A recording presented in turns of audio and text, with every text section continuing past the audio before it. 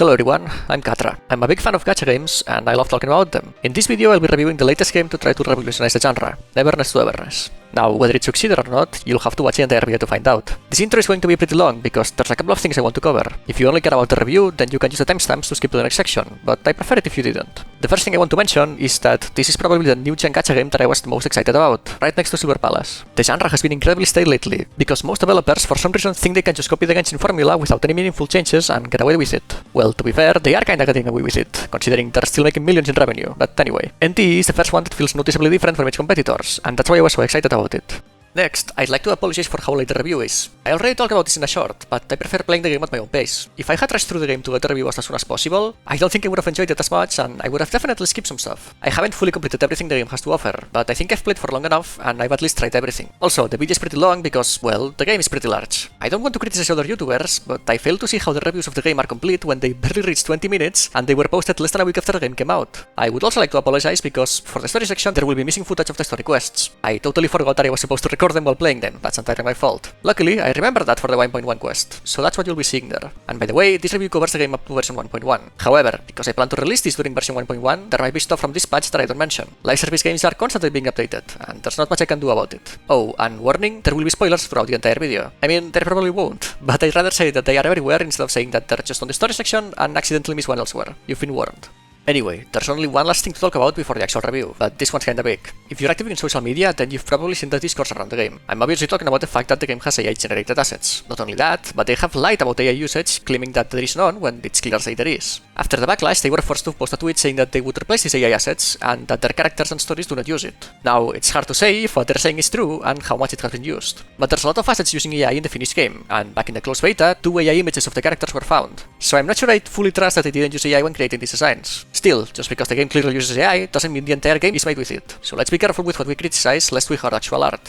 So, what does this mean for the review? Nothing. I've decided that when writing reviews, if I like something then I like it, and if I don't, then I don't, regardless of whether it's AI or not. The alternative would be that I'd have to go through every single asset in the game and check if it's AI or not, to see if I hate it or not. And that sounds awful. 1, because it's too much work, 2, because the review would lose a lot of objectivity, and 3, because I'm not an artist, and I suck at differentiating the two. Like I said before, I'd rather not mistakenly hate on real art because I wrongly believed it was AI. So, TLDR, I'll just look at things for what they are and not how they were made, and that can go both ways. A lot of the billboards and in-game ads are made with AI, and not only look awful, but are also blatant ripoffs. But some cutscenes are allegedly made with AI, and I enjoyed a lot of them and thought they looked good. No, that doesn't mean AI is good. Poor quality isn't what we should be criticizing about AI anyway. I hate AI as a developer because it's taken away jobs, and I hate AI as a consumer because I want products made by humans. It's as simple as that. Now, you might be wondering, well, if you hate AI, then why did you play the game? There's multiple reasons. The first one is that I was really excited about the game, and this channel is all about reviewing gacha games. The second one is that, like I said before, NTE changes enough things that it was worth a review. The last one is that many people will be completely biased when talking about the game because of how they feel about AI. I'll try my best not to. The last thing I have to say before moving on to the actual review is that if you haven't played the game in protest, then I commend you. However, the way I see the AI situation is similar to how I see global warming. Me using a paper straw isn't going to save the planet, and me not playing this game isn't going to make all game developers suddenly stop using AI. If you think that means I don't hate AI enough, trust me, I do. Like I said, I'm a game developer, and it's been 1.5 years since I last had a job in the game industry. Hate isn't a strong enough word to express how I feel about it. But like I said, I won't let that influence my opinion about the game. Anyway, I hope my points came across clearly enough. I could go on for a full hour talking about AI, but that's not what you're here for. So, without further ado, here's my review of Neverness to Everness, starting with the presentation. The first thing to talk about in this section would be the overall style and vibes of the game. It should come as no surprise that these are pretty good.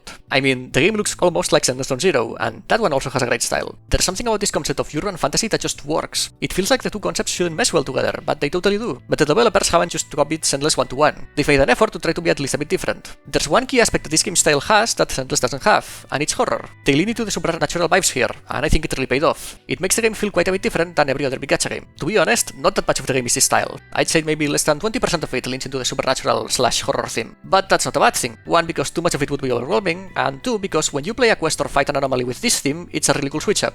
You'll be casually exploring a nice neighborhood, and then get suddenly sucked into a television anomaly where you need to escape from a bunch of ghosts. Also, maybe it's just because I'm a scaredy cat and I never play horror games, but I think they are really good at creating an atmosphere. I mean, I guess I could talk about it, but I think the footage is for itself. And like I said, I never play horror games, so I'm probably not the best person to talk about this. So let's instead go back to the urban fantasy concept, because there's a bit more I want to say. Because I dare say way, the concept works even better than in Zenless, simply because of the open world. When you think of urban, you think of a city, and being able to explore the entire city here makes a world of difference. Also, all the areas are different enough from one another that exploring never felt repetitive. You have the outskirts, the rich area, the city center, and the residential area. And let me tell you, the map doesn't look that big, but it's actually pretty huge. I think they got a sense of scale just right. It feels like a real city without being so large that it's annoying to go from point A to point B or just explore in general. The insane part is that, with such a large scale, you would expect the game to lack in details. But funnily enough, I'd say this might just be the game with the most attention to detail out of the recent Gacha releases. Let me give you a few examples. The first one happens right at the start when you have to walk with the Avon team to the film studio. Not a single Gacha game has figured out yet how to make these follow X NPC moments not awful, except for NTE. You aren't forced into walking mode, every single character walks at different speeds, they visibly talk, and they can perform animations while talking. These might seem like small things, and they are, but they just make the game feel so much more alive and the characters so much more real. But this attention to detail isn't limited to the playable characters. The regular NPCs that you can find across the entire city have it too. My favorite example of this is how, when it rains, the NPCs will have all new animations where they either hold an umbrella or another item over their heads to cover themselves. Not only that, but they will also run faster in general, and even more when they're crossing a crosswalk. I think the developers clearly took some inspiration from Rockstar's games, not only because the game obviously feels like a GTA game, but also because of how much effort they put into the NPC behaviors. Again, these are just tiny details in the grand scheme of things, but they really add up. Speaking of things that make characters better, let's move on to the story's presentation. The dialogue visuals in this game are amazing. Characters have a multitude of not only animations they perform while talking, but also facial expressions. There's also 2D effects similar to emotes that appear around the characters, and their usage of sound effects is also amazing. They're kinda loud, but they give a cartoonish vibe to the dialogues that's very fitting, and this happens across most dialogues in the game. Obviously, the side quest ones aren't that exciting, but all the main quests and spin-offs have the same quality of dialogues. To be fair, I will admit that NTE's 1.0 has less story content than many other Gacha games 1.0 versions. So maybe this is the trade-off for having these detailed dialogues, because I assume that they require quite a lot more work than just having the characters perform one of two poses. But I'd much rather have quality over quantity, and that's exactly what they're delivering here. Hopefully they keep this mentality for future versions too. The other half of the story presentation is the cutscenes. Like I said in the intro, I quite enjoyed all the cutscenes. Unlike the vibes of the game, I wouldn't say these are necessarily inspired by Zenless, because the crazy cartoonish animations that Zenless is known for aren't really present here. That's not necessarily a bad thing, they can be comedic enough even without this. The thing I would say that stood out the most to me about them is their usage of 2D effects. Even though the cutscenes are in 3D, they will sometimes have effects drawn in, or even fully switch to 2D animation. I've seen some people say that they're weird, and though I agree that they can be off-putting at first, they really help to make the cutscenes stand out. Not all of the cutscenes in the game wowed me, but a few did, and I wasn't disappointed by a single one. Again, I could probably say a bit more about this, but I think the footage speaks for itself. And I'm not really much of an artist, so let's move on. Next up is the UI, and let me begin by saying that I'm very picky when it comes to this. I think the game's font can make or break it, especially if you spend a lot of time on the menus. Luckily, the menus are great, and they picked up a pleasing font. My favorites are probably the tutorials, not so much in how they look, but in how they're designed.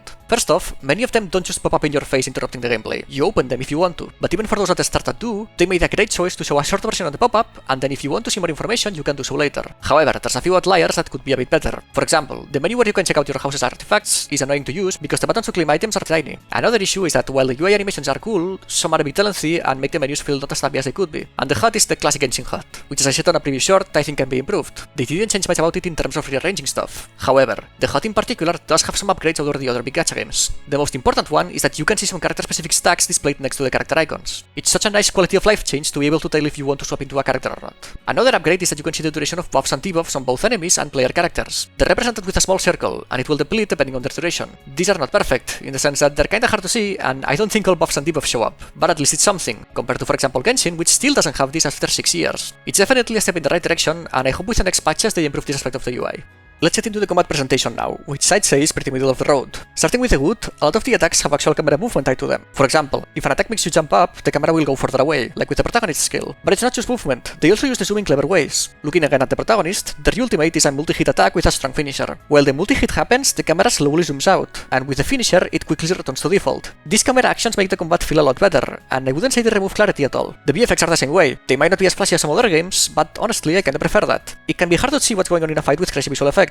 I think NTEs land right on the sweet spot between too basic and too flashy. But speaking of clarity, there's a tiny issue. Well, to be more specific, I have one. See, the parry and dodge indicators look totally fine. However, some enemies have multi-hit attacks that only show the dodge indicator on the first hit, not for any further ones. I totally understand that they're probably doing this on purpose, so you actually have to pay attention, but it feels bad to only have a few attacks that aren't telegraphed, because there aren't really that many of these multi-hits, so when you fight an enemy with one, most of the time you won't be expecting it and get hit. It's not the end of the world, and honestly, I would understand if they didn't change this, but I wanted to let you know my thoughts. Anyway, I have one final complaint about the combat presentation, and it's about the burst animations. I think they're a bit too simple and, to an extent, disappointing. I'm specifically talking about the part where the character is alone on the screen and the HUD hides. The other part of the burst animation is what I would call the actual attack, and funnily enough, those are pretty cool. And it feels pretty weird when you use an ultimate and the non-cinematic part looks better. For example, Yuan's first half isn't bad, she strikes a couple of poses, but the actual attack is just so much better, with a lot more movement, camera work, and overall personality. Now, you could argue that it's because most of the characters we have are either from the standard banner or 4 stars, but honestly, I think Neverness and Hotoris suffer from the same issue. I highly doubt that they'll update this, but for the future characters, I hope they step up their game.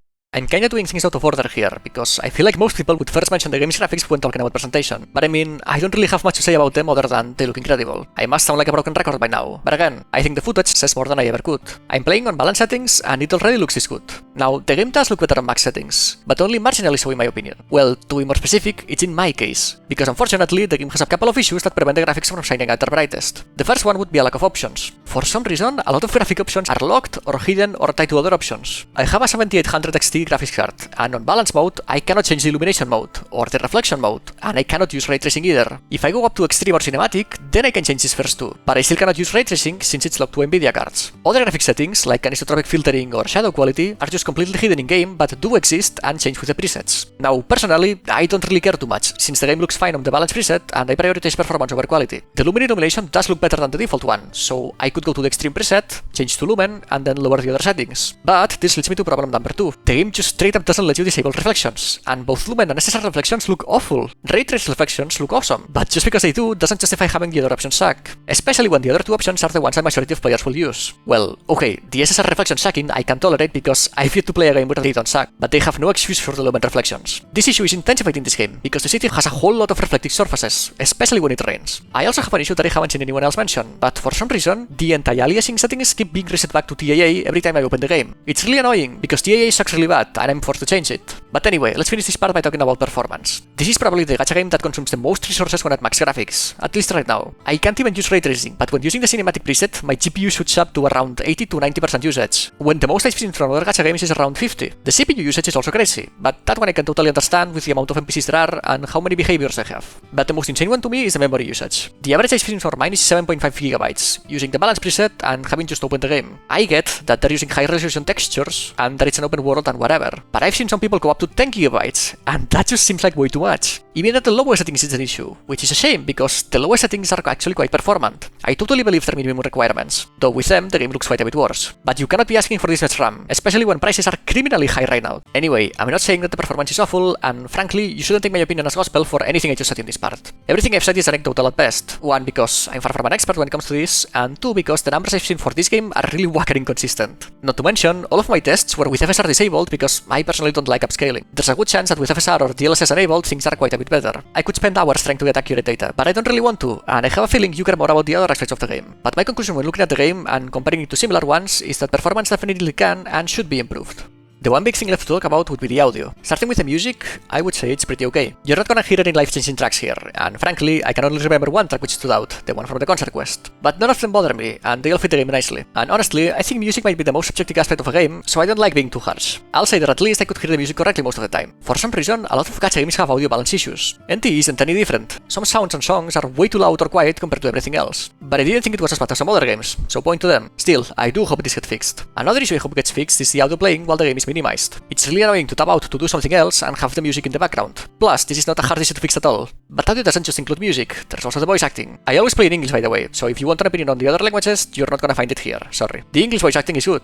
I mean, let's be real, I feel like every single gacha game nowadays uses the same 10 voice actors and NT is no different. We've all heard most of these voices before, and most of them are great. The reasons I say the voice acting is only good and not great are that some characters can be pretty annoying, and that it's not only voice quality that matters, but also the quality of the dialogues and the voice direction. No performances moved me, but I mean, I don't think a single character got a chance to shine. Also, I think that the weird accents that WuWa and Endfield use are pretty cool, and I kinda miss them here. I believe that it would have fit the game pretty nicely, since it makes sense to have different people in a huge city like Heathrow. But let's not forget that this is still 1.0. Maybe in the future we'll get better written dialogues and moving performances, and for example, WuWa didn't get thick accents until Rinasita, so they have plenty of chances to improve. There's only a few small details left I want to mention before moving on to the next section. I used to have another section for bugs and miscellaneous complaints, but I figured I might as well show each one on the section where they fit best. They're just minor issues, but I feel the need to talk about them because a lot of them shouldn't have made it past the beta versions, like the awful input lag when playing minigames, which made it really hard to do the counter quest. This one has been fixed in 1.1 at least, but there's more. You cannot open the settings while in the dialogue, restarting races is pretty slow, and it can get annoying when you're stuck in a difficult race. Teleport loading times are also pretty slow, and so are the chest opening animations. The phone chats go by way too fast, and if a character talks a lot, I'm forced to scroll back up to read the messages I've missed. The time of day is really weird because it's not a smooth transition. I get that it improves performance, but considering every other game has a proper day-night cycle, I don't see why this one shouldn't. But anyway, that's about it. Other than those, the game is surprisingly polished. For an open world game with so much detail and content, I haven't found any major bugs while playing it. Most Gacha game releases are relatively free of bugs, but as a QA myself, I obviously feel the need to praise them for a job well done. I mean, you can make a gacha game review without talking about the gacha systems. I say systems in plural because I don't just talk about the actual pooling mechanics. I consider things like events and endgame to be part of these systems. But let's start with the actual gacha since that's obviously the most important part. I'll just go ahead and say it. This is the best gacha system out of all the big gacha games, and it's not even remotely close. The best part is that a lot of why that's the case isn't even in the numbers, but in the presentation. I didn't know I needed the board system until I got it. Behind the scenes, the mechanics at play are pretty much the same as any other gacha game, but the visuals are just so nice and enticing to look at. I'll quickly explain the system. You are inside a game board, and you roll a d6 to move around. Each pool is one roll. Every single space in the board has a different object that you get when you land on it. There's two types of actual gacha pools, represented by the chests. The purple chests are the normal ones, and the gold chests give increased chance at an S-class character and reward extra warp pieces. But there's not only pools in the board. You can also get A-class and S-class characters directly, or warp pieces, or extra pools, etc. When you reach soft pity, the board changes, and select golden chests turn into S-class characters. Like I said, the actual mechanics are very similar to something like Genshin. The only extra calculation the game does is the dice roll, and it's not like you can interact with the board in any way other than pooling, but it just feels so much nicer, to the point where I did not skip any animations. When you get close to the space that leads you to an S-class character, you get hyped, while the dice rolls, you hope for good numbers, etc. I'd compare the board to something like Counter-Strike's cases. If in that game you just got a weapon directly instead of seeing the others fly by, it wouldn't be half as fun. I think they've done a fantastic job here, and props to them for actually putting in an effort to be different. But my praise isn't going to stop, because things get even better. I said that the gacha was better not only because of the numbers, meaning that the numbers are better too. The PT counters might be the same as for example Genshin, but the chance to get both S-class and A-class characters are way higher than it. The base rate for a 5-star in Genshin is 0.6, while NTE has 0.99. The base rate for a 4-star character in Genshin is 5.1, while NTE has 22.98. This last one is not as good as it seems, because here, every 10 pulls you're not guaranteed a 4-star character from the banner. It's a 20% chance for a character and 80% for a weapon every 10 pulls. But still, overall, I don't think anyone can deny that these numbers are incredible. I won't call them the best because you might prefer WuWa's lower PT over NTE's increased rates, and that's totally understandable. But I said at the beginning that NTE's gacha is overall the best, and I stand by my point. So let's get into why. NTE is the first big gacha game to understand what a PT system is and remove the stupid 50-50 mechanic. If you have enough pulls to reach hard PT, you're getting the featured character no matter what, and if you get the character before the PT, you're guaranteed that it will be the featured one. I don't understand how little people have talked about this on social media when talking about the game. Well, it's probably because people were too busy fighting over AI, but anyway, I could gush about this change for hours, but I think I don't need to explain why this is a game changer.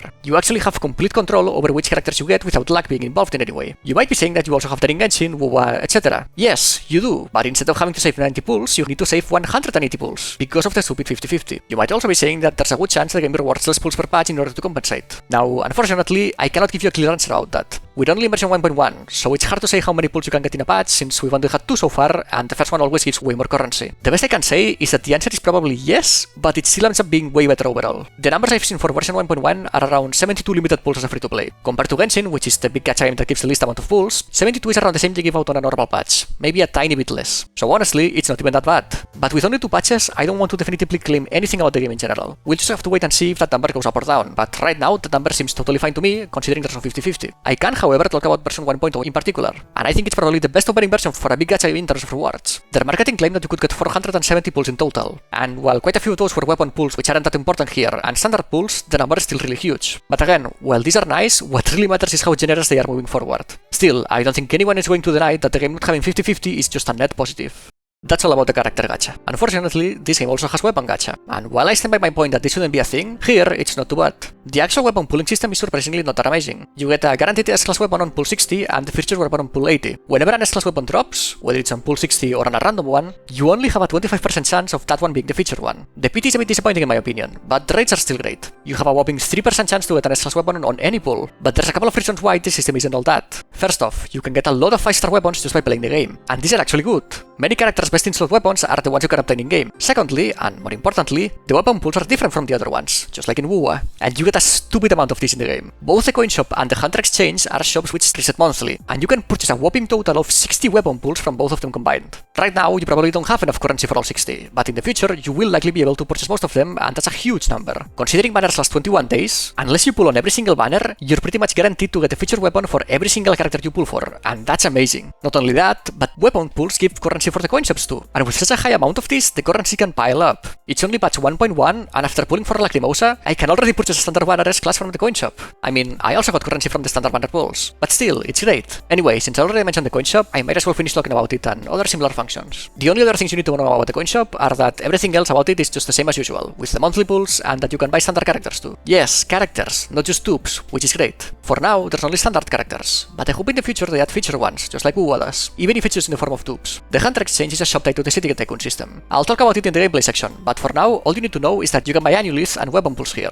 Not much more to say about it. The battle pass is also the same as usual. You have your extra resin, or character pixels, as they're called here, and a few standard banner pools. I guess I could complain that the battle pass has something new, especially since Endfield did try something different. But frankly, I don't think the battle pass is the place where devs should be trying to innovate. So in my opinion, this is totally fine. Now, I don't want to repeat myself, but before moving on to the characters, I want to say that the gacha system is really good. Maybe even too good. For now, the game's revenue numbers have been nothing but stellar. However, I'm a bit concerned about the game's future and how they're going to make money when the system is so free-to-play friendly. They clearly understand that being so generous is going to cost them money, which is why they added a lot more skins and tied a few of them to the banners. I guess I haven't talked about this yet, so let me explain. While you get the character guaranteed on pool 90, there's another PT on pool 200, where you get a skin for the character. I've seen a lot of people on social media calling this the real gacha, but while other people might criticize them heavily for this, personally, I won't. For one, because so far, all featured characters have had multiple skins, not just the banner one. Secondly, because while the PT doesn't carry between different banners, it does carry between the same ones. So when a rerun banner starts, your skin PT will be the same as it was on the original banner. And finally, because honestly, I really don't care about the non-pay-to-win aspects of the game. The skins are just visual, while the characters actually change how you play the game. They could make people pay $60 for the skins, just like Dehya does, and I wouldn't care. This is why I always say that my reviews are pretty subjective, because a lot of people feel differently. If you consider the skins to be an integral part of the banners, then I can see how you might view the gacha in a less favorable light. But I don't. So like I said, for me, this is easily the best gacha system across all the big gacha games. That's the last time I'm saying that, I swear.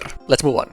In my reviews, I usually have a dedicated character section, but since lately they were too short and I consider characters to be a central part of any gacha game, I figured I'd talk about them here. Surprisingly, I actually kinda like the character designs. Couldn't tell you why exactly, maybe I just enjoy the modern clothes more. I will say that it's clear that they got some inspiration from other gacha games for a few designs. The most obvious is Yuan, which looks pretty similar to Jade from Honkai Star Rail, but many others look quite original, at least to me. Like I said on my other reviews, character designs are also pretty subjective. However, there's an objective advantage here, because the game has a lot more skins than any other big gacha game. With every character having multiple of them, the quality of each character design doesn't really matter that much, because if you don't like it, you can always change it. And I mean for everyone, because a lot of the skins are purchasable with funds, and like I said before, there's also skins on the banners. This means that even free-to-play players can get skins, which is really nice. All characters also have gacha animations. They're a bit of a mixed bag, some are pretty cool and others are kinda disappointing. I understand if an A-class character doesn't have anything crazy, but for example, Sakiri's and Bite-Chank's animations are kinda boring, while Daffodil's and Hathor's are way cooler, even though all four of them are standard banner characters. Well, at least the game has gacha animations, and a few of them even have different backgrounds, so I can't be mad at them. But my favorite part about the characters is how many ways you have to interact with them. They all feel incredibly alive and like they're actually part of the world. You have events with them around the map, you have bonding quests, the housing interactions, you can find them randomly doing stuff anywhere, and on some bosses, you have a random chance that a character will show up to help you defeat the boss. And while you need to have the character in your roster for bonding and housing, you don't need to for all the other interactions. Yet another proof that the game is incredibly free-to-play friendly.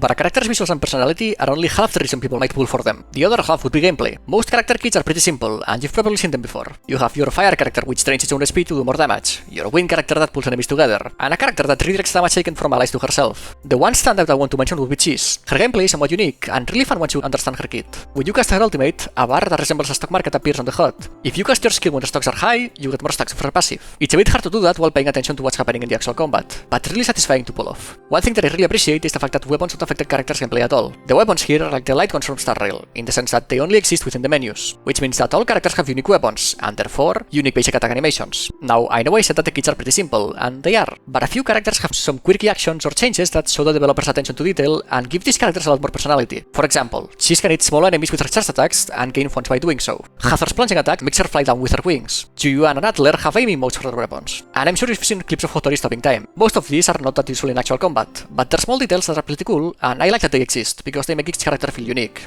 just like the life skills and character traits. Life skills affect the gameplay aspects tied to the City Tycoon system. In other words, pretty much everything that lets you gain or spend funds. Some skills improve your deliveries, others lower the cost of car modifications, and most of them increase the earnings of your cafes. The character traits are a bit weird, because some are similar to the quirky effects I mentioned before, but others are just combat passives. Hathor's trait is just pretty much another passive, but for example Fadia's trait makes some NPCs give you free items. I'm not sure what the design philosophy was with this, because not that many characters have them and they're also different from one another. But they're cool, so overall they're a nice addition too. Anyway, let's talk about the elephant in the room, because there's one key difference when it comes to the characters that, in my opinion, is a complete game changer. Maybe even more than the removal of 50/50. NTE's dupe system is pretty much the same as the other big gacha games, with 6 dupes that all have different effects. But there's one key difference. When you get one, you can pick any of the 6 effects to apply to the character. If you want your first awakening to have the effect of the 5th one, for example, you can do that. Not only that, but this can be changed at any time. If you're suddenly in a situation where another effect would be better, you can just swap them with one click, and it doesn't cost anything. The only quote-unquote downside of this is that most dupes are pretty similar in power level. You don't have situations like Star Rail where an E2 suddenly doubles your team DPS. But as a free-to-play player who always invests horizontally, I honestly don't consider this to be a downside at all. This one small change to the dupe system gives the player more choices in how to build their characters, makes the game less pay to win, and turns every single dupe you get into an exciting one. Oh, and even better is that all 6 awakening effects are, well, actual effects. The boring increase talent level by 1 stuff is separate from those. You get it automatically when you reach 3 dupes. Just like the board system, I didn't know I needed this until I had it. And now that I do, I really wish other games would do the same. With this, I say that overall, I'm happy with the game's characters.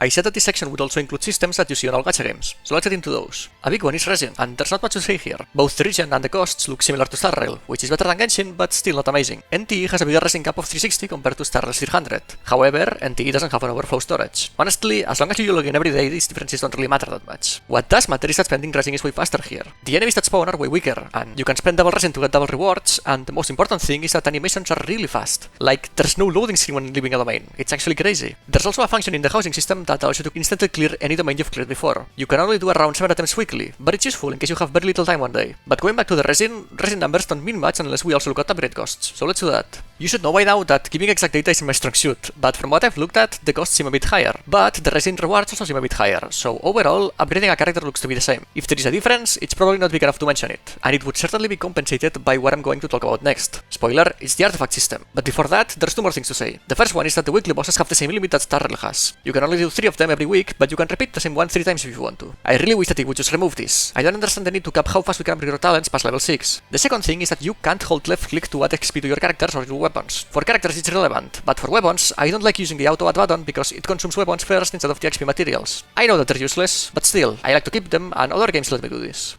But anyway, let's get into the artifact system, and buckle up because there's quite a bit to say here. Just like Endfield, NTE has decided to take a completely different approach to their design compared to the other big gacha games. Both games have gone in a similar direction, with the main objective being making it easier for players to get perfect artifacts. But there are some key differences. I'll fully explain how the system works, and then I'll talk about how I feel about it. There's actually 2 types of artifacts here. You have your cartridges and your modules. Each character has 1 slot for a cartridge and then a module board. There's a few different board shapes, and each character has a predetermined one. The best way I can describe module boards is that they are pretty much just the inventory system from Resident Evil 4. Your goal is to fill up as many slots as possible with modules while following a few rules. The first rule is that the cartridge determines a set bonuses, and to activate those you need some specific module shapes. The second rule is that all characters have a passive that gives them bonuses depending on the number of modules of a specific type. All of this sounds pretty cool in theory, but in practice you're either going to use a guide from the internet or just use the recommended formation the game gives you on the character guide. However, this system does technically give you a bit more freedom when choosing your pieces. You need 4 modules for all set bonuses, but the board has a lot more space than that. So you're not as restricted as say on Star Rail, where all of your pieces have to be from the set that you want. Plus, I don't believe there's ever a situation where there's only one perfect formation. For example, I managed to find 4 different combinations for Hathor that met the set bonuses and all had the same number of shapes that affect her passive. So you can pick and choose depending on what your best pieces are.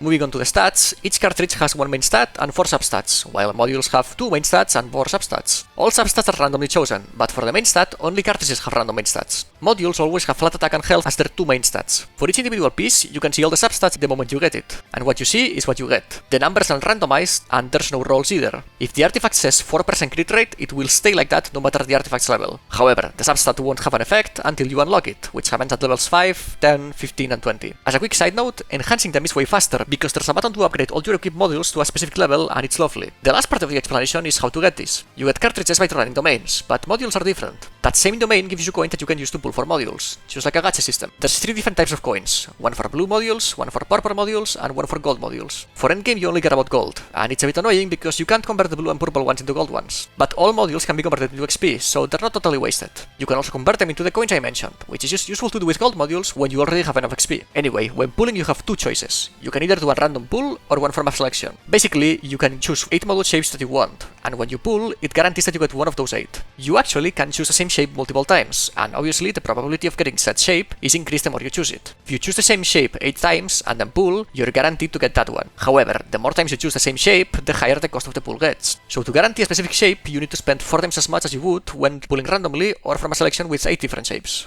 Alright, that should be everything you need to know about this game's artifact system, which means that now comes my take about it, and if you've been paying attention you can probably guess what I'm going to say. This is probably the best system we've seen since Enfield, which was already a massive upgrade over Hoyoverses. I say probably because I would need to farm for a while longer to be sure, but the numbers look really good. The hardest part here is finding the cartridge, because you need to hit both the main stat and the substats, but even then it's way better than other games because you don't care about substat rolls. Modules are also pretty good, because you can guarantee the shape that you want at a reasonable price, and you only look for substats on those. And like I said before, each character has multiple perfect formations, so you can work with multiple shapes. You only really need the 4 required for the set bonuses. It's true that we're looking at more pieces per character, since you can reach 8 modules compared to other games where you have 5 or 6 pieces per unit. But I don't think this downside is too bad. The main takeaways are that there's a lot less RNG involved, it's way easier to get perfect stats, and unlike Endfield, it doesn't look like there's a massive grind involved. So yeah, props to the NTE team for yet again doing away with one of the worst things about the big gacha games.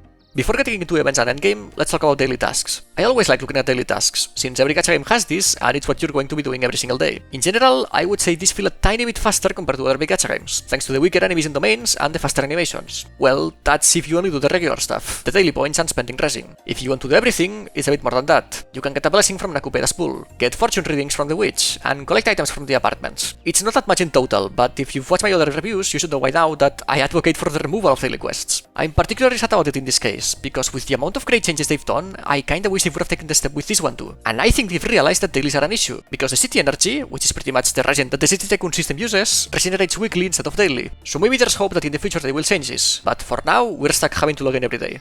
For the events, it's a bit hard to talk about this. In version 1.0, we actually didn't really get that many events, which I actually appreciate. They understood that the game is fun and that there was plenty of content without events. The ones we did get involved doing things that you pretty much were going to do anyway if you were playing the game. You have the Zero Companion event and the Whisker Patrol event. And even in 1.1, we're still getting a few of these, like the Sunward Travelogue event. But in version 1.1, we also got our first actual events that make you go out of your way to complete them, so let's go over them. Starting with the Vehicle event, which doesn't really require much thought, or gameplay even. You just need to use the social media platform to complete the quests. It's pretty boring for an event, but honestly, the fact that they added a social media platform inside the game is pretty cool, so I'm not mad at it. Then there's the Lacrimosa event, where you just have to find Lacrimosa on the map and listen to a small dialogue with her. The hardest part is finding her, but even then, the whole process is so easy and short that I don't know if I would even classify this as an event. Finally, there's the Underground Circuit event, which is probably the one that feels the most like a real event. It's just multiplayer races, but your cars now have guns. Not incredibly original, but honestly pretty fun. I just kinda wish that there weren't so many obstacles placed around the racetracks. Having to either avoid or shoot this while being shot at is pretty annoying. Also, that lightning effect is obnoxious. Overall, so far, the events haven't been anything special, considering most were either short or just had you do regular gameplay stuff. But honestly, I'd much rather take this over the dumb minigames Hoyoverse loves to add. I prefer short and inspired events over long and original ones. Because let's be real, when was the last time a gacha game event was fun? We only really do this for the gems. This isn't me defending the game, far from it. I mean, obviously, the events are pretty disappointing and can definitely be improved. And the ideal situation would be having events that are actually fun and make you want to play them. Though frankly, considering the amount of content the game has, I'd rather they updated said content instead of adding events that feel separated from it. The last thing before the gameplay section is the endgame, and there's not really much to say here. There's only one real endgame mode, and it's pretty much the same one we've seen a million times, Genshin's Abyss. To be fair, you also have WuWa's holograms in this game, but I don't really consider this mode as part of the endgame because the rewards aren't that big, and it doesn't reset. Anyway, for Beyond the Rails you have your 2 teams of 4, a bunch of enemies, different buffs for each period, and a time limit that you need to clear in order to get the rewards. The one difference is that here there are buffs that you can purchase and apply to each team. They are consumables however. Once you clear a floor with one, it is bound to that floor and you cannot use it again. So the ideal strategy is to save this for the later floors, where you will probably need them. These buffs change up the mode a little bit, but not enough to make it feel too different. When it comes to difficulty, I can't give you an accurate take on how hard the mode is, because I don't have my characters fully leveled yet. But looking at other people's clears, I'd say the difficulty is pretty much on par with Genshin's Abyss. You can probably clear even with free-to-play characters as long as your team is properly built and you know what you're doing. That's about it. I kinda wish that they would have made an effort to design something different. I'm getting tired of these endgame modes where the only thing that realistically matters is your team DPS. I honestly don't understand how not a single big gacha game has tried to do something different, because complaints about these modes have been happening ever since Genshin Genshin came out. That's over 5 years of time to try to come up with something new. I guess it's true that not that many players proportionally care about the endgame, but still, there's no denying that they could have done better here. Now, we finally get into the two main aspects of pretty much any game, the gameplay and the story. And while the previous two sections were mostly positive, my feelings about the next two are a bit more mixed, so buckle up. But you can't build a house from the roof, so let's begin with character movement. The feeling of controlling your character is most similar to WuWa in my opinion. You have your double jump and better air control compared to, for example, Hoya vs games, which is a net positive. You also have wall running, which I thought wouldn't matter that much, but it's actually incredibly useful, because the map is a city and there's many times where you need to run to another side of a building to be able to keep climbing. Speaking of climbing, the stamina cost is pretty low. I don't think I ever found myself running out of stamina while exploring. This is also thanks to the fact that running out of combat not only doesn't spend stamina, but also lets you regenerate it. But my favorite change that I've noticed from the movement is that you can dash out from abilities and attacks a lot more and a lot faster than other games. This is just a feeling though. I think I'm correct, but it's not like I have the frame data of all big gacha games ready to check if this is true. Also, the footage doesn't say much when I don't have an input viewer on the screen. Still, if you don't believe me, then I recommend trying out the game yourself. But even if it turns out the actual frame data isn't faster, to me, these dash cancels feel a lot more responsive when compared to the other big gacha games. However, there is an actual objective change to dashes that makes him 1,000 times better. A lot of abilities will actually go on a much lower cooldown than usual if you cancel them early enough with a dash. Unlike my previous feeling, this is a fact. You can watch it yourself. And it's such a nice change. If you're unlucky enough that an enemy is about to hit you right when you're about to use your skill, you shouldn't get punished for pressing the dodge button. I don't think I've seen any other gacha game do this, and I love it. I do wish that it applied to all skills. Some work and some don't, and I'm not sure there's any rhyme or reason to it. Still, I'll take an unpolished good change over no changes any day of the week. With movement on, it's only natural that we move right into combat. I'll follow the same structure that I use for the artifact system. First I'll explain everything, and then give my opinion. This game's combat lives somewhere between WuWa and Genshin. If you've played any of those two, then you probably already understand 90% of how it works. You have your basic attacks, your skill, and your ultimate. Some characters may have one extra button, but they're usually not that useful. Also, some weapons give you extra abilities, which are more useful, but not that many weapons have them. There's a parry mechanic taken pretty much straight from WuWa. I mean, even the indicator looks the same. It's a bit better in this case, because you're not restricted to only being able to parry with basic attacks. You can also parry with skills, ultimates, and even with switch attacks, which is awesome. There's also the break bar, which is pretty much just a stagger bar, but on top of leaving enemies stunned when it's depleted, they also take a chunk of damage. This damage can be increased with break intensity, which is a stat that all characters have, and it can be increased in many ways. You can build some characters for break damage, just like in Star Rail, which I do enjoy since it makes one more stat useful apart from the classic crit stats. The last combat mechanic is status reactions. Now, so far, everything I've talked about for the combat you've seen before in other games, but this is the one aspect that's a bit changed. Not that it's completely new, but there's some key differences. For one, I appreciate that the elements aren't just the classic fire, water, air, etc. At the end of the day, it doesn't really matter that much, but at least it feels a tiny bit different. You have 2 and 3 element reactions, but not all elements can react with each other like in Genshin. The way you can see which can is on the team screen, where there's a wheel with all 6 elements. Adjacent ones can react, and the 3 element reactions happen when you hit an enemy with either the 2 reactions at the top or the 2 at the bottom. The actual effects of the reactions are quite unique. They're not just direct damage. For example, Remora slows movement and attack speed, Blossom spawns turrets that shoot at enemies, Charge regenerates energy for the active character, etc. Obviously, some do indeed deal damage, but even those are a bit more complex, like with delayed damage or damage over time. So far, you might be thinking that everything I've said was nothing exactly new, but here's the main difference. Characters don't apply elements in any way. The only way there is to trigger reactions is swapping into another character when the active character has their cycle bar filled. If you know about the concerto system from WuWa, this is stat plus reactions. Here's an example. When my Hathor cycle bar fills, I can swap into any character that has an element that can trigger a reaction with hers. The character entering will perform an intro skill and the reaction will trigger. And like I said, this is the only way to trigger reactions. But this can be altered somewhat. See, every single character in the game has a passive that affects these reactions, like for example Nilou from Genshin. Mint makes the Blossom turrets deal AoE damage. Cheese increases the energy regeneration from Charge. Haniel drains the target's attack after Nova, etc. That's it for the reactions. But I will mention that this system obviously makes team building a tiny bit more restrictive compared to other games. Because not all elements can react with one another, you probably always want to use characters with elements adjacent to your DPS. But still, I don't think this is too bad, and I believe it's a worthy trade-off. Oops, I said I wouldn't give my opinion until I was done with the explanation, and there's still a bit more. Now, this isn't really part of the combat system per se, but I thought I'd mention it. Unlike Genshin with Bennett, WuWa with Verina, and Endfield with Ardelia, there's not really any strong healer here. In fact, I would go as far to say that there's not really any good character that helps with survivability. We have Adler with a tiny shield with not even 50% uptime, Edgar, who only heals one character at a time and doesn't do much else, and Fadia, which is probably the best, but she doesn't have shielding or healing. She's like a better version of Dehya from Genshin. If you know Dehya, then you can probably guess what Fadia's power level is. This means that most teams just run to Zenless, which I'm not a big fan of because, well, I kinda suck. I think those 3 games I mentioned before had strong healers right at the start for a reason, because being forced to either run sustainless or lose out on a bunch of DPS feels pretty bad. I think it's nice that they opted to do something different and basically taught players to get good, because it's not like monsters hit any less compared to those other games. But I think this is the one place where being different doesn't mean better, and I hope they add a strong healer or shielder in the future because right now the game feels kinda restrictive. I promise I'm almost done with the combat explanation. There's just two more things that as a Genshin player I always look out for and want to mention. The first one is that using an ultimate does indeed stop the timer if you're inside a game mode with one. This should be the case in all big gacha games, but it is what it is. The second one is that I always pay close attention to enemy movement, because one of the worst things about most big gacha game combat systems is that they have a horrible habit of either making enemies move way too much or implementing what I've dubbed the Genshin backstep. Sometimes both. What is the Genshin backstep?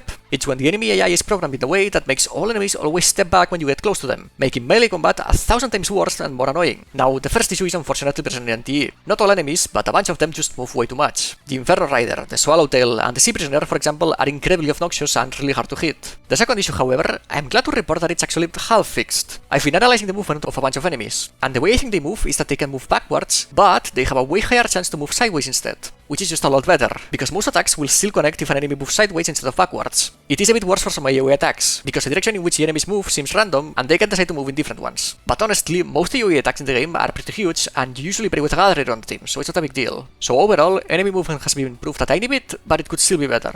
Alright, now I'm done with the combat explanation. So, what do I think about it? Well, I'm honestly kinda mixed about it. When I started the game, I didn't like it at all, but it's been growing on me somewhat. The reaction system does a lot of heavy lifting, since it's pretty much the only semi-original aspect of the combat, and I really like that it encourages quick swap. But let me make one thing clear. I don't dislike the combat because it's bad, I dislike it because it's more of the same we've seen a million times. Is it unfair for me to criticize this game's combat more heavily than, say, Genshin or WuWa, simply because it came out later? Honestly, no, I don't think so, and I see multiple reasons why. For one, this game's style and other gameplay mechanics would be a way better fit for a different combat system. This game is clearly inspired by GTA, and while I understand not wanting to only have shooting and basic melee combat, they could have done something closer to that. Something like Twin Night Abyss's combat system, for example, where you have both the action combat and the shooting and aiming. Secondly, I really feel like they could do better. They've taken some huge risks with the movement 50-50, the occasional horror, and the artifact system, and it's that same kind of bold design choices that I would have loved to see in the combat system. Like I said, they're kinda there with the new reactions, but I wanted more. And finally, it's been 6 years since release of Genshin Impact, and we've had plenty of games already with pretty much the same combat system. I'm sorry, but I'm just not going to let it slide anymore. I was already thinking of being Hearts on Endfield, but they had enough changes that I didn't do it. More importantly, the combat felt different, because a huge chunk of a combat system is in the game feel, the physics, the movement, the animations. Enfield's combat felt somewhat unique, but NTE's combat honestly just feels like a watered-down version of WuWa. Not surprising, considering both games are made on Unreal Engine. And no, being made in the same engine isn't an excuse. You can alter all the parameters I mentioned before, regardless of the game engine. It was their choice to make them similar. Anyway, I hope I got my point across. Is the combat objectively bad? No, far from it. Is it okay to reuse the same combat system we've seen countless times? Also no. Did both the game itself and all of us start something different? Yes, absolutely. Is it time to start doing something different? The answer is also yes. But gameplay isn't all about combat, and there's so many more things to do in this game. So let's move on to the biggest system of the game, the City Tycoon system. You have a bunch of activities that make you consume city stamina in order to obtain funds, and you need funds for pretty much everything in this game. Well, everything except for raising characters, which is pretty nice. You need funds to purchase gear for the bonding system, houses and furniture for the housing system, vehicles for resistance exploration, skins for your characters, etc. And while you don't need funds to raise characters, you can spend them to do so on the Hunter Exchange shop. For now, I don't think anyone's doing that because we care more about everything else. But this means that once your accounts are overflowing with funds, the city stamina will pretty much become extra resin. I mean, not literally, but you know. Anyway, funds are also a requirement to upgrade your Tycoon level, which gives plenty of rewards, with the main one being the character Cheese and her weapon. You can get both of them to max awakening as long as you reach a specific level. So far, I've played quite a bit, and I only have her at awakening 1, so it's a pretty long journey. This is understandable though. After all, it's the main system of the game. I think it was a bold move to separate it from the actual gacha mechanics. You would think that people would just not interact with it once they realize that they don't need it to clear the endgame content. But no, people love it, to the point where when the developers give rewards, the community cares more about the funds than the actual gacha currency. Though that may be because funds have a weekly limit and the gacha currency doesn't, at least directly. By the way, even once you reach the limit, you can still complete activities, which is very nice of them. It's a bit sad that there's no infinitely repeatable ways to earn funds without city stamina, but I understand why. So, let's talk about the activities, since that's what you're going to be doing weekly to gain funds. The first one you should focus on is the cafe. It's just your typical management gameplay. You place characters and furniture to get bonuses, you select dishes to sell, and funds are generated over time. You also have a minigame where you have to click on the correct spots to give NPCs the dishes that they're asking for. You've probably seen this style of game before. I'm not sure what to call it, but I think the gameplay is pretty self-explanatory. Speaking of minigames, 3 other activities are also just minigames. You have Tetris, Mahjong, and a rhythm game. Not really anything special here, and no extra rewards either. Unlike fishing, which is technically another minigame, but it does have a bit more complexity and extra rewards. You fish, then sell the fish to spend city stamina and get funds. But the more you fish, the higher your fishing level gets, which lets you purchase more baits and rods. Also, on every level up you get extra rewards, and when you reach max level, you even get a skin for the appraiser. Finally, there's also an index that contains every species available, and that gives you gacha currency as you complete it. All of the activities I've mentioned so far are my least favorite. They're not bad, but they're really basic and not that fun. But now we get into what I like, which are races, deliveries, and the taxi activity. All three of these pretty much boil down to drive from point A to point B, so we might as well talk about the driving here first. While I do love racing in pretty much any video game, I don't actually play many racing games. To me, vehicles in this game control pretty well, but my only other points of reference are Trackmania 2020 and GTA 5. That is not to say that the driving doesn't have some issues, it certainly does, and I think it's because of this that some people hate it. The main issue I see is that car physics are kinda whack and sometimes feel random. You can touch the rear of a car that's ahead of you at roughly the same speed and your car will come to a complete stop, or scratch the side of a car and lose all control. Some big obstacles will barely slow you down, while smaller ones completely kill your speed. Rain and snow really make your car slip, and sometimes even with the correct tires. I understand losing traction with default tires, but I would expect a tiny bit more of the better tires considering how expensive they are on the better cars. It's weird that the physics are not that great, because they put a surprising amount of effort into the whole vehicle system. Cars actually have different stats, and even different traction types. You can customize them with multiple parts, and there's quite a few vehicles in the game. I think that if they just improve the physics a bit, then I'd be willing to call the racing great, but for now it's just good. It is certainly fun at least. I always spend all my city stamina by doing deliveries or with the taxi activity. I don't think I need to explain this too, but there's a bit I want to say about the races. I've completed all of them, and a few I had to repeat multiple times before beating them because I was stubborn and wanted to do some rainy races without the correct tires. With those, I had a weird feeling that the more I failed, the easier they got. I don't know if it's true, I hope not, but I just wanted to let you know. What I can confidently say is that the game does sometimes have rubber banding, and I don't like it at all. If I'm racing a lot faster than the AI, then I shouldn't get punished for it. And it's especially annoying because you need to beat the AI by a certain distance to get rewards. Honestly, my main complaint about the races is that there's no time trial or ghosts. I do appreciate that they added a rank mode, but come on, how are you going to have a racing mode without time trials? That's like the whole fun of Trackmania, beating the author medals and your friends' times. Anyway, the last complaints I have are that you can keep stolen vehicles, that you can drive as characters other than the protagonist, and that calling a car spawns it a million miles away. I can kinda understand the first one because they have a tight funds economy, but the second and third issues should definitely be fixed. Especially that last one, it makes exploration really annoying sometimes. I kinda went off the rails there. We were talking about the city tycoon activities, and there's one more to talk about. This one is special, for one because it actually doesn't require city stamina, it just has a bi-weekly funds cap, and secondly because it's a fully fledged game mode. I'm talking about Ping Post Heist, NTE's extraction mode. Seems like it's going to become a trend, considering Endfield also had one. But this one is a bit different. Endfield was a bit more RPGs, it focused on exploration, combat and had an upgrade system. Ping Post is more of a stealthy, pure extraction game mode. I'm not sure which I prefer, they both have their upsides and demerits. For example, Enfield's quests are way better because you can actually find the items that you need. All spawns in Ping Post are randomized as far as I know, and because quests ask for specific items, it's way harder to complete them. Enfield's map is cooler because it has a lot more verticality and platforming involved, but the simplicity of Ping Post is appreciated considering you have to play this game mode a lot more often since it resets bi-weekly. In Enfield you always keep your items. In Ping Post you need to find an exit to keep them. It's a bit annoying, but it makes it more of an actual extraction mode. Oh, I realize I haven't explained how it actually works, but if you played something like Escape from Tarkov, then you probably know it. The principle is very simple. You get teleported into a map, and you have 12 minutes to grab as many items as you can and leave. Doesn't sound very fun, but it actually is, as long as you're not optimizing too much. But even if you always follow a set route, considering there's some combat involved and you don't have to do too many runs to max out on funds, it doesn't get annoying. Honestly, I've got nothing bad to say about the mode. If anything, I wish other gacha games also added extraction modes, because at least they're different from what we usually get. One last thing, unlike Enfield's mode, this one has co-op available, which is a huge positive. The game in general has co-op available too. You can race with friends, play minigames, explore the map, and play Ping Post Heist. I've always advocated for co-op in gacha games. I think it's a very important part of them. Half of the fun of a gacha game is showcasing your characters and skins, and sometimes even PvPing. There's no combat PvP here unfortunately, but at least they implemented co-op, and that's good enough for me. That should be everything about the city tycoon system. Suffice it to say, I really enjoy this part of the gameplay. There's something really exciting about getting funds, and especially when you finally have enough to purchase that house or vehicle you've been wanting for a while. It's also unlike anything I've seen on any other big gacha game, which gives it extra points for me. But obviously, the main thing that decides if you like it or not is if you like the activities or not. I think they're all different enough from each other that there's a good chance that most players like at least a couple of them, but they're not all heavy hitters. And that's my main complaint here. I think that they could have either added more activities or made a few more unique. Right now you have 4 minigames, 3 racing modes, 1 management mode, and Ping Post Heist. I think another fully fledged mode like Ping Post would have been great here. I may be the biggest hater of Star Rail's simulated universe, but something like that would be a great fit here, I think. For one, because the roguelike mechanics would make it pretty replayable, and secondly, because there's barely any combat in the current time activities we have. You only really have fights in Ping Post, and even then it's not that much considering you want to stealth through most of the map. Overall, the system is really original. I appreciate that it's weekly instead of daily, and there's some fun gameplay involved. But yeah, just one more cool activity would be a huge upgrade here in my opinion.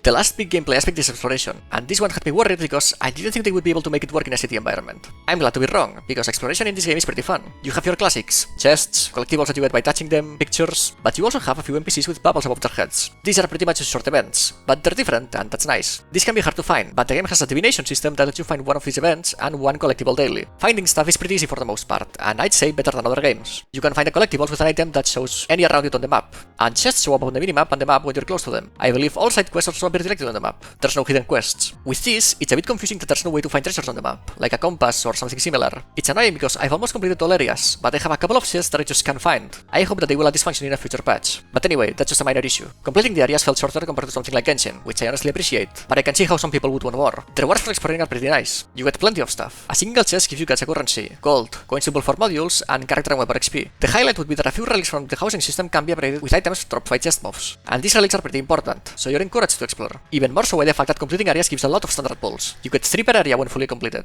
So far, you might think that the exploration is just average, since everything sounds like any other big gacha game. You're not wrong, but I've left the best for last. The best part about exploration is finding anomalies around the map. They are awesome, and they make the game feel incredibly alive. You'll be walking around the neighborhood trying to find chests, only to get sucked into a television anomaly where you are being chased by a bunch of weeping angels. Or you'll walk into an elevator hoping to loot a building, only to end up inside a horror anomaly where you suddenly get forced into first person. Not all of them are terrifying, some involve combat encounters, and others make you complete some puzzles. They're all pretty different, and there's actually a decent amount of them. You will probably encounter a lot just by exploring, and for the last ones you can track them down directly from the map. The ones in 1.1's area were a bit different, but they were cool too. My favorite one was probably the one at the top of the island. To solve it, you have to use a music player, and I love these kinds of puzzles. They weren't as cinematic as the ones from 1.0, but they still kept the same air of mystery around them, and I quite enjoyed them. These anomalies are easily the highlight of the game, and I really want to see more of them in future versions. Alright, we finally reached the final section, the story. This is the aspect that I care about the most in a game, and the one that's usually the most disappointing on these big gacha games. So, how did Neverness to Everness perform? Well, there's a lot to go through. First, I'll talk about a few points that I enjoyed or disliked from the story as a whole, and then go through each main quest. And as a warning, if I say that something is peak, or great, or really good, keep in mind that I'm talking in the context of a gacha game. Some gacha games can have stories on par with non-gacha games, but certainly none of the big gacha games, and that includes this one. Let's start with the protagonist, since the other big gacha games have been struggling with making ones that aren't just self-insert robots. When I started the game, I thought that the same thing would happen here. During the prologue, the protagonist barely talks, and they also have amnesia, because of course they do. But surprisingly, the appraiser gets a lot better the more you play, to the point where I'm willing to say that they might be one of the better protagonists, if not the best. I mean, it's not like the competition is fierce, but you know, they actually talk quite a lot after the prologue. With the voice, I mean, not just with unvoiced dialogue choices. Their personality is mostly just a standard stoic one, so nothing too special there. But the best part about them, and why I put them so high, is their aggressiveness and how they don't hesitate to take action. You can see this on the final quest of 1.0, where the protagonist just straight up rushes in to fight Zanko without hesitation and with clear anger in their eyes. It's also present in the second lamp side quest, where they get incredibly pissed off at one of the NPCs. But the best part happens in 1.1, and I'm really glad I delayed this review until after I played 1.1 story quest, because the appraiser just goes crazy in this quest, like straight up grabbing people by the neck and pushing them to the ground. This is the kind of personality that I want in the protagonist. If something bad happens to them, they should get angry and feel hatred, but for some reason the other big gacha games are just unable to do this. Also in the 1.1 quest, we got some great characterization of the appraiser, with them thinking about what their previous memories mean to them, and wondering if their new family at Avon means more than those. The fact that we're only 2 patches in, and the protagonist is already so well written, gives me a lot of hope for the story's future, and like I said, I'm really happy with how the appraiser turned out.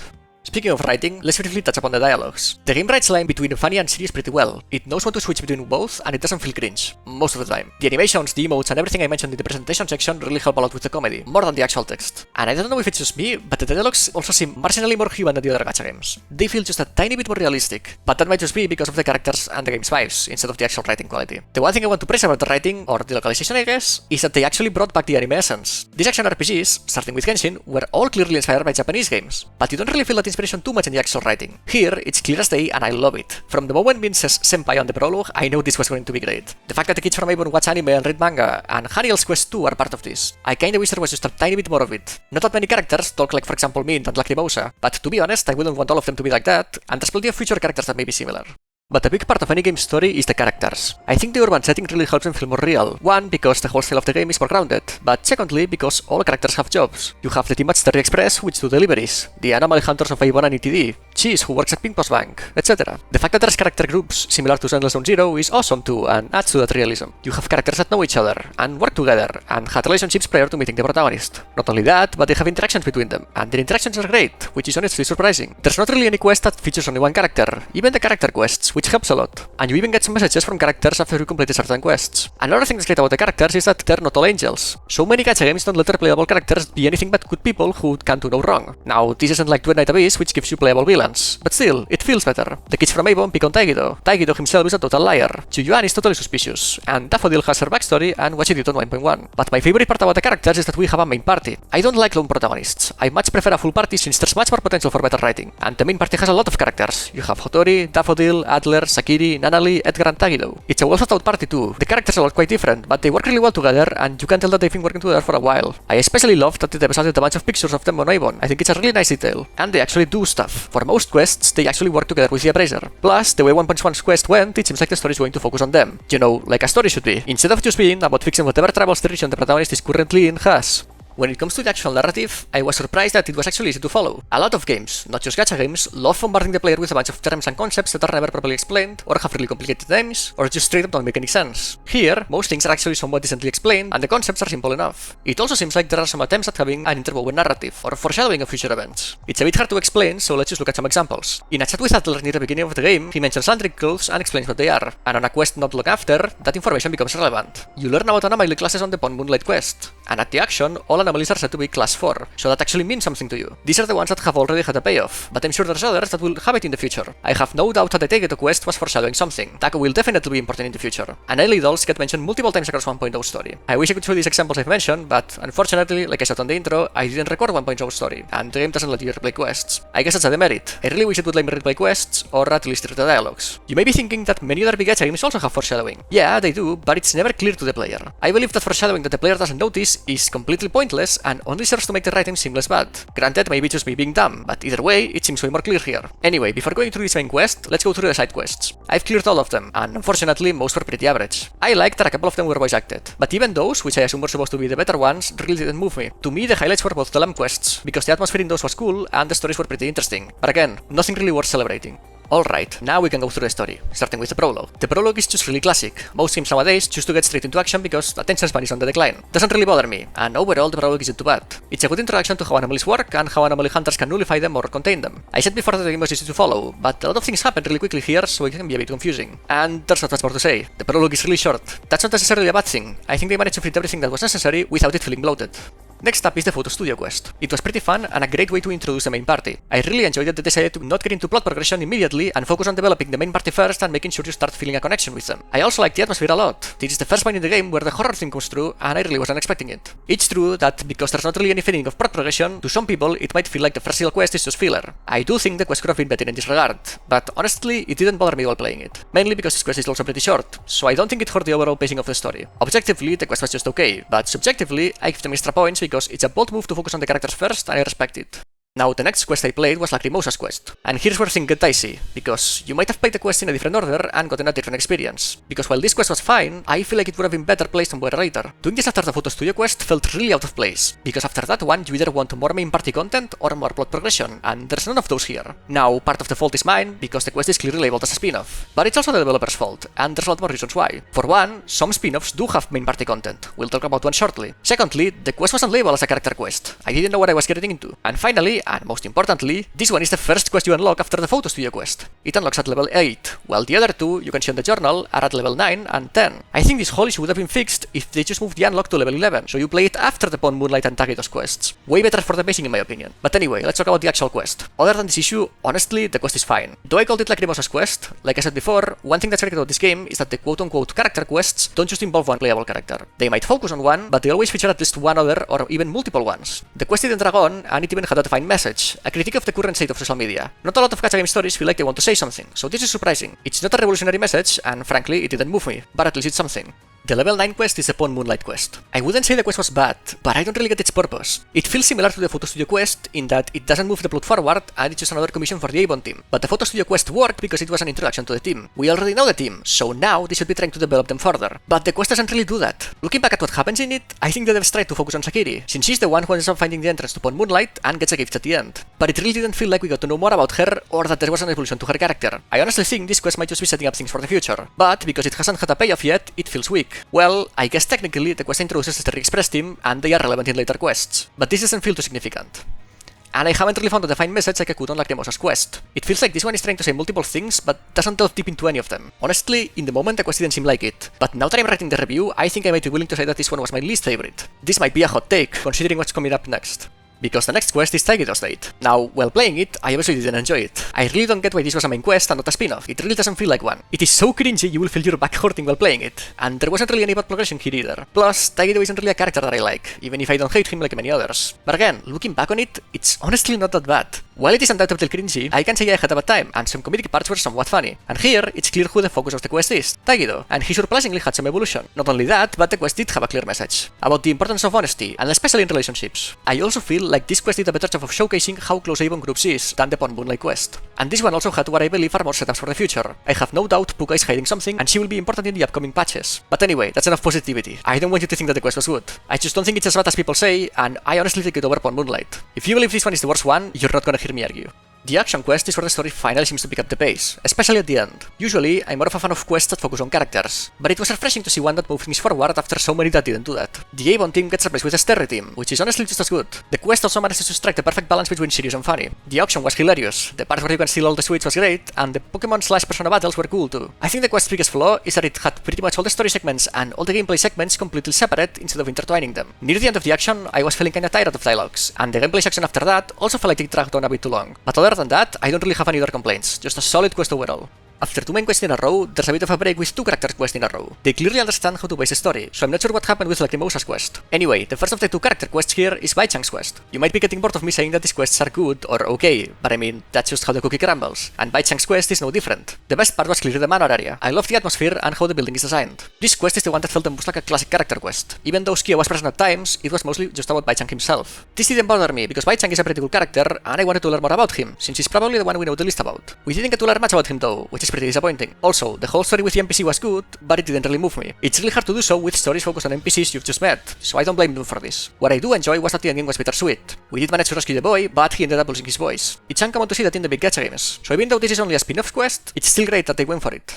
The last spin-off quest of 1.0 is the band quest. It's not really my cup of tea, but I still enjoyed it. It had a lot of that anime essence that I was talking about before. Also, this one is the most surprising quest when it comes to featuring characters. It feels like a Nanali quest and a Haniel quest shoved into one, and I think pro gacha games should do this. It just feels a lot more natural. The most surprising part about this quest was that they made an NPC feel like a real character. I'm usually bothered when NPCs get the spotlight because they tend to either have boring designs or just lazy writing. But Takana's entire character is awesome, from her design to her backstory. I'd honestly be surprised if they didn't make her a playable character, but for now she's an NPC, so she gets all the praise for being cool. The appraiser kinda took a backseat in this quest, because Nanali and Haniel are just so energetic, but even then, they had some surprises. I really like how the protagonist was smart enough to deduce what happened to Akane from what she said, without her having to explain the whole story. Even better, the writer stressed the player's intelligence and didn't even explain it. That's insane. The concert at the end was also awesome. My only real complaint, other than the fact that the quest didn't move me, is that this one did feel a bit dragged out. It's not that long when compared to other games, but when the other quests in the game barely reach 90 minutes, a 2-hour quest becomes noticeable. All in all, I'd still say that this is a good quest. Alright, we've reached the final quest of 1.0. This one also follows the whole Avon gets another commission structure, but from the first moment you can tell this one is going to move the plot forward, so it feels better. First off, the protagonist delivered on this one, immediately clocking Fuuka as evil, fighting through the mansion alone and always pushing forward. And like I said before, the ending is where their aggressiveness really starts shining through. Most of the quest takes place in a mansion with a time travel mechanic. It's awesome, it reminds me of the one from Dishonored 2, and I quite enjoy the atmosphere. The plot is easily the best from all the 1.0 quests. Again, we have a character-focused approach, and Rene's story was pretty interesting. The quest was pretty long, but it didn't feel that way because the story was always making me think, trying to deduce what might have happened in the past and what would happen next. And even with that, I didn't expect a twist at the end, where they introduced a classic evil organization. It all culminates in a 1 versus 1 boss fight at the end, which was incredible. Not only was the presentation stunning, but the gameplay was pretty cool too. Shanko's attack patterns were all really satisfying to dodge and parry, but not everything is sunshine and roses. While I enjoyed Shanko's reveal, I think it kinda took away from Rene's story since she was completely unrelated to her. I wanted Rene to have a conclusion that came from within herself, but that obviously didn't happen. Also, while Rene's story was good and interesting to follow, it didn't move me. You're probably getting tired of me saying this, but when I play games, this is what I look for in the story, and it's a metric that I use to see how good it is. This quest got closer than the others, don't get me wrong, but it didn't succeed. Anyway, the last issue is that there are a few unanswered questions that I would love to know about, like what exactly caused the curse and how Rene plans to escape the Reaper anomaly. Still, I think it should come as no surprise that to me this is easily the best quest in version 1.0. Good plot, characters, presentation, gameplay, and finally revealing what's probably the main group of antagonists. A bit weird that the last quest of 1.0 is where it feels like the game finally starts, but I mean, these big gacha games always aim to stay open for many years, so it makes sense to take it slow. I usually only cover content from 1.0 in my new gacha reviews, so before moving on to version 1.1, I'd like to talk about 1.0 story as a whole. Overall, I'd say 1.0 story was fine. It didn't bore me, it wasn't too long, and it properly set up stuff for the future. It had no glaring issues, but also nothing that was incredible. Honestly, most big gacha games land right on the middle of the scale, but I don't want to say it's mid because that has gotten a negative connotation lately. So yeah, I think fine is an accurate word to describe it. I don't like making comparisons, but since you'll probably have an easier time picturing the quality of the quest if I do it, I might as well. I'd say it's probably a bit better than Genshin, WuWa, and Enfield's 1.0 stories. Weaker than Star Rail's 1.0, 2.0, and obviously worse than Duet Night Abyss 1.0. Not a gacha game, I know, but it was going to be one, so I don't think it's a far-fetched comparison. Now, those of you who have watched my WuWa and Endfield reviews might be confused. I just said that NTE's 1.0 story is just a bit better than those two, and yet in those two reviews I was way more negative. So let me repeat what I always say, expectations are a very real thing. Everyone in the WuWa community loves to praise the game to no end, and Endfield was standing on the shoulders of the original Arknights, which is known to have a great story. So when they didn't deliver, I was disappointed. But I went into NTE with no expectations, because I hadn't heard anyone talk about Tower of Fantasy story. So while NTE's 1.0 story is just a tiny bit more enjoyable than the 1.0 stories of those other two games, it felt way better to play, and I came out at the end way more happy with it. Is it unfair that I'm way more subjective than objective sometimes? Honestly, yeah, but these are my reviews, and I think it's more interesting for me to do this instead of going line by line analyzing the quality of everything that's written. Also, no one in this world is capable of being completely objective, and it's even harder when comparing things that are just so close together in quality. I don't think anyone will argue that, for example, Ocarina of Time is a better game than Bubsy 3D, but for these big gacha games that are all pretty much just carbon copies of each other, can you give objective proof that one of them is the best beyond a reasonable doubt? No, I don't think so. Or maybe I just suck at making reviews. Anyway, that's enough yapping. I don't know why I even bother to justify myself when A, my opinions are always changing, and B, I'm probably going to get hateful comments no matter what I say. Oh well, it is what it is. Let's move on to version 1.1.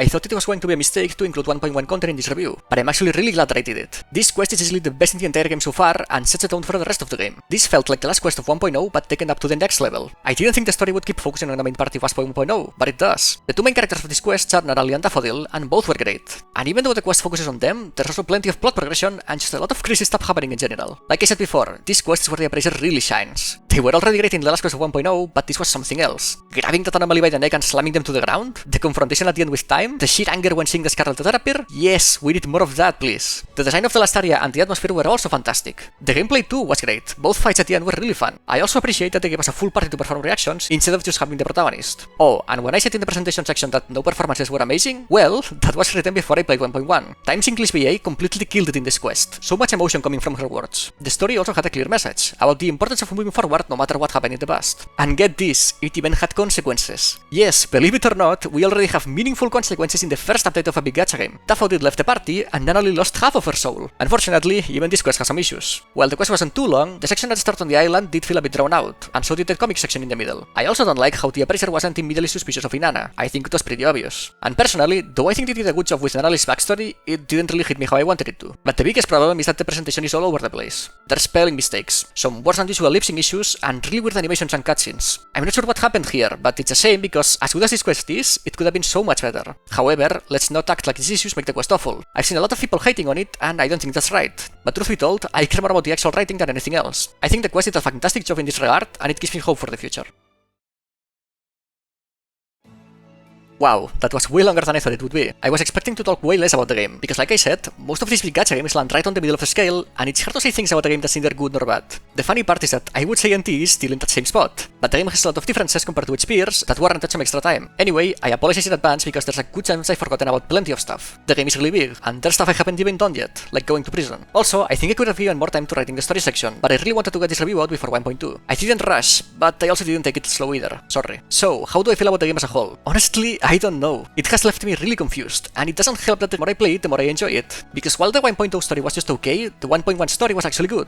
Also, the combat was really disappointing at first, but not because it's bad. It's because it's really similar to what we've seen a million times, and I craved something different. But as I keep playing the game and getting used to it, it's not bothering me as much. Also, everything else about the game is awesome. I think my general opinion is that if you don't mind that the gameplay is more of the same, then I wholeheartedly recommend the game. It's incredibly generous, and it feels different enough compared to the other big gacha games. And to be brutally honest, I want the game to succeed, simply because of how great the gacha system is. If this game does well, there's a chance that the other big gacha games will follow suit, and that would be a win for everyone. There's one last thing I want to praise about the game as a whole, and it's that this is the first big gacha game that doesn't feel like it's behind the curve. Right from the start, the game has already fixed a lot of issues the other games had, or still have. The biggest example is the protagonist. How many years did it take for Genshin's Traveler to finally feel like a real character who can talk? And then I hopped on Endfield Day 1, only to find out that the ending was the same. NTE hasn't fixed everything, but it doesn't feel like a game that came out 3 years ago. However, I'm still waiting for a gacha game that really goes beyond. The title of the video is the beginning of a new era, because NTE from the first moment we saw it felt like it had a chance of being another milestone in the history of gacha games, just like Genshin was. When I started playing Genshin 6 years ago, I could immediately tell that it would be a turning point for gacha games. I unfortunately haven't gotten that same feeling from NTE, but who knows, maybe time will prove me wrong. After all, the game has been a massive success by pretty much all metrics. But I'm a realist, not an optimist. And looking at the future, the only games left that in my opinion can define a new era would be Silver Palace or Rewinding Cadence, and I have a bad feeling that we'll do so. So maybe this new era of gacha games is that before it has even started.